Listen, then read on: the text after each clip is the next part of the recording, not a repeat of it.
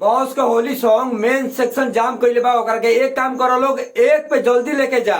Music section ना ई main section ह जौना में पवन भैया के गाना जो नयका आइल बा आज 2 दिन से 2 नंबर पर कब्जा करके धइले बाड़न। तारा का बता दिए पवन भैया का फाइन बड़ा लोग, तो वीडियो के ज्यादा से ज्यादा शेयर करके मेन सेक्शन 1 नंबर पे जाम कर दो लोग।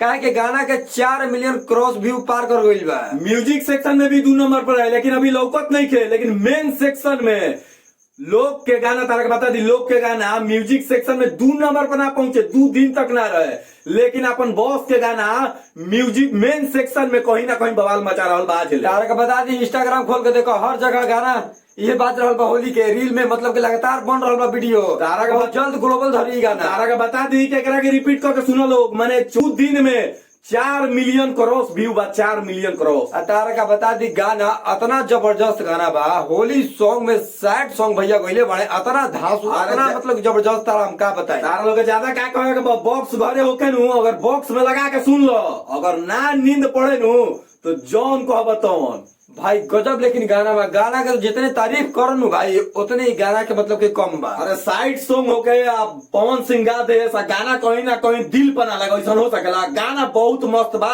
होली में तारा लोग तो खुशी मनावे के चाहिए कि होली में अपन ब्यास तारा लोग को साइड सॉन्ग दिले पड़े। आ होली के शुरुआत तारा के बता दी, ई गाना कहीं ना कहीं इतिहास रची आ जाके सीधा ग्लोबल पर राज करी गाना। समझ तनी का खोजत रहा, 10,000 गाना नु बहुत जल्द आए वाला बा, टेंशन काहे लेत रहो। हालांकि आज धमाका बहुत बड़ा हुई। हालांकि 2 दिन आज हो गई, 4 मिलियन बाद पवन सिंह के 3 से 4 घंटा के व्यू हो, माने 3 से 4 घंटा के व्यू हो 4 मिलियन, लेकिन आज 2 दिन हो गई 4 मिलियन बा। हालांकि 4 मिलियन कम ना होला, 4 मिलियन के मैंने बता दिया रखे 40 लाख व्यू होला, अब 2 लाख लाइक क्रॉस बा।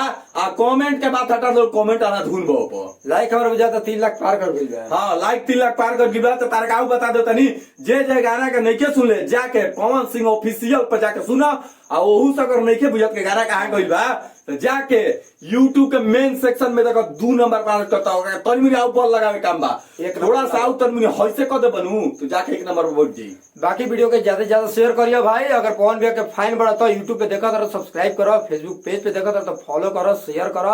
अगर इंस्टाग्राम पे देखा तो एकदम शेयर दबा के करो लोग, हर जगह मतलब की वीडियो दारों के देखे के मिली। हमारा पेज के सब्सक्राइब करो, फॉलो करो, कौन जोन करे करो, शेयर लगाओ। लेकिन पवन सिंह ऑफिशियल से जो गाना आई एकरा के गर्दा मचा दो लोग, आ कहीं ना कहीं 2 दिन में एकरा के ग्लोबल पे एक पे लेके जालो, ग्लोबल पे 2 दिन में जीवे लोग तो लॉस वाला गाना आइए जी पोस्टर बहुत बढ़िया। अभी तारका बदी बहुत बढ़िया सॉन्ग आवे के बाकी बा।